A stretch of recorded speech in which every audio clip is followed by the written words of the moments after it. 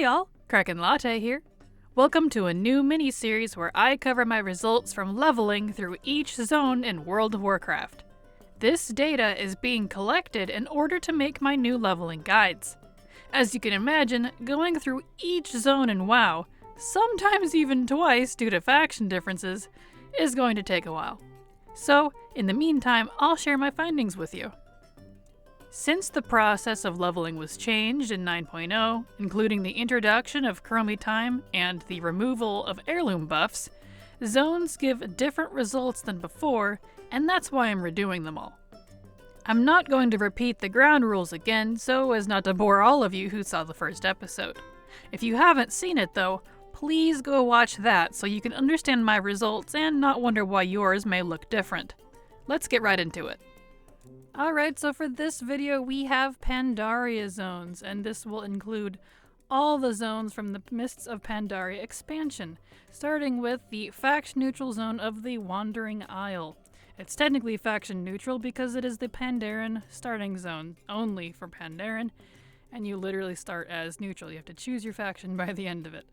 So I went from 1 to 15 in about 87 minutes. I did do this starter zone with a friend, so if you do it, it might take you a little longer or maybe a little faster depending on how you quest, but the levels will be the same. Next up we have the faction neutral zone of the Jade Forest. As you can see here, I did on both factions, and despite the first half of the zone being totally different for either of them, the results are almost the same. For Alliance, I went from 11 to 31 in 209 minutes, and for Horde, I went from 11 to 29 in 210. Almost to the minute, the same for both factions, so that was interesting. The level difference there is likely due to Alliance's war mode being very slightly higher. It was 15% at the time, and I was barely 31 as Alliance and almost 30 on Horde, so it's really more technically of a level difference, so it's a little deceiving there. It's a very long zone though, so that's why war mode starts kicking in like that. Next, we have the truly faction-neutral zone of the Valley of the Four Winds. There is no difference between the two factions, and it is completely the same, identical for both of them. I went from 20 to 32 in 159 minutes, which wasn't too shabby. That's 12 levels in about 2.5 hours. Could be better, but not too bad. This is not too bad of a zone. I do enjoy it, but it's a little long. Now we have the faction-neutral zone of the Krasarang Wilds. I did this one on both Alliance and Horde since there are a little bit of different quest lines there, but the results again are about the same, and that is going to be the case for everything in Pandaria, it looks like. So for Alliance, I went from 20 to 29 in 104 minutes, and as Horde, I went from 22 to 30 in 96. Very similar in time, and the results of the levels are basically the same. As always, Alliance is a little bit ahead because they have that extra 5% on war mode, but otherwise, an 8 to 9 level zone, which is pretty good. I used to do Krasarang a lot as a filler zone. I think it was in my old guides if I remember correctly, so it's good to see that it still holds its water fairly well, although I wouldn't go use it again. Now we have Townlong Steppes. For some reason, this zone is absolutely infuriating, as a lot of the Yongal Ox people are very difficult. I actually had a very difficult time in this zone for some reason. Everything felt scaled a little too high. Not sure why. But anyway, I went from 30 to 38 in 160 minutes. Not great time. I got a good 8 levels there, but it would be better if I could have done it faster. I had a lot of deaths here. And I was on a Beastmaster Hunter, I think, on top of it, so I don't know what was up with that. Little overtuned for some reason. For our next faction neutral zone, we have the Kun-Lai Summit. You'll recognize this zone as it was for sure on my original leveling guides, and let's see how it held up. I went from 20 to 36 in 187 minutes. Now for that level range, that's not that bad, even though the time is a little longer than I would have liked. But I did do everything in the zone, which when I'm leveling I wouldn't personally do. But again, I had to see what the whole zone gives, and it wasn't terrible. It wasn't oddly overtuned like Townlong was. So I was glad to see that I still got, yes, let's see, 16 levels out of it. I mean, that's pretty fabulous for that level range and for that time. So parts of Kun-Lai may still be usable, although I will, as a tip, likely use it after 30. Definitely going to test it for that later, because it is a pain in the butt to get to if you can't fly and you don't want to do the rest of Pandaria. So yeah, but anyway, still a pretty good zone. If you want to change a pace or you want to do the old guide run, I can definitely recommend this zone.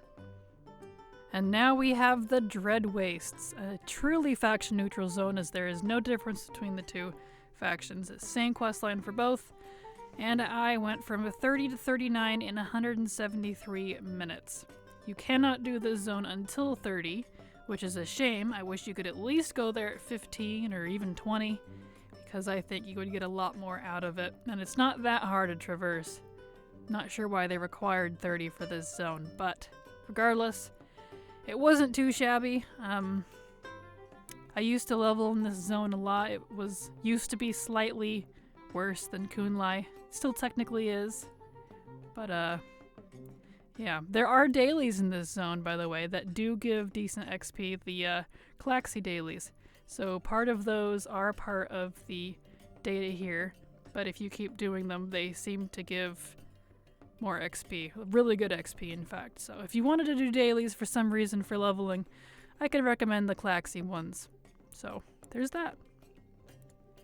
So that is all of the leveling zones in Pandaria, but we actually have 4 more zones that I'm going to go ahead and point out real quick because they are part of the expansion, even though they're not really meant for leveling. So first we have the faction-neutral zone of the Timeless Isle.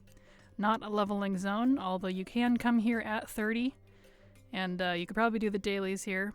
Being able to get XP from dailies seems to be a thing, so it might work here.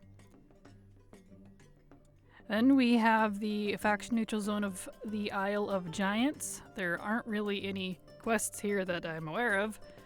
This is mostly random farming for mounts and things, and there's a world boss here. You cannot come here until 35, and it is not a leveling zone, but it is still a zone, so it's here.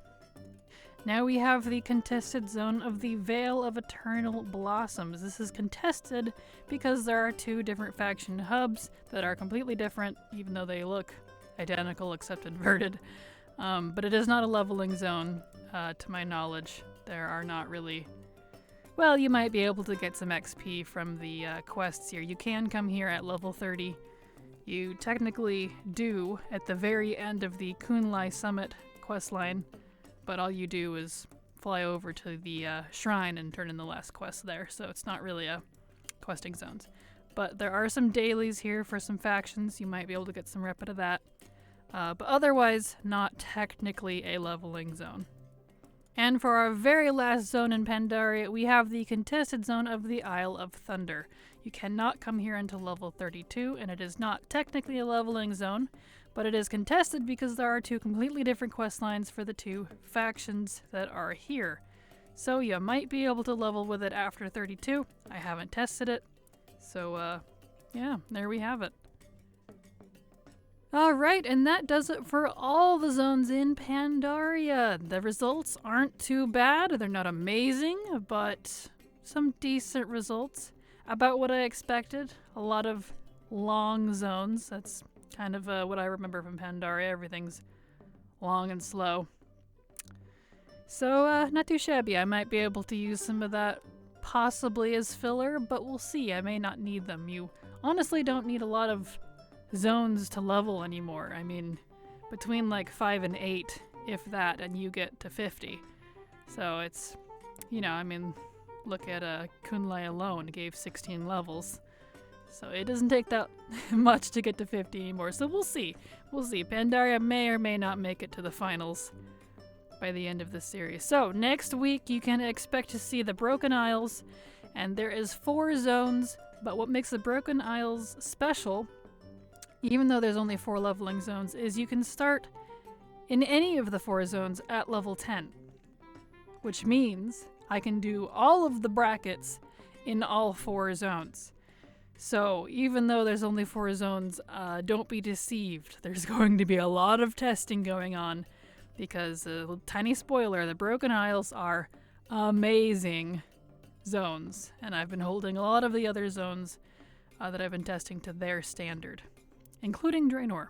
So prepared to be amazed or maybe not amazed next week. So thank you all for watching. I hope this was helpful to you.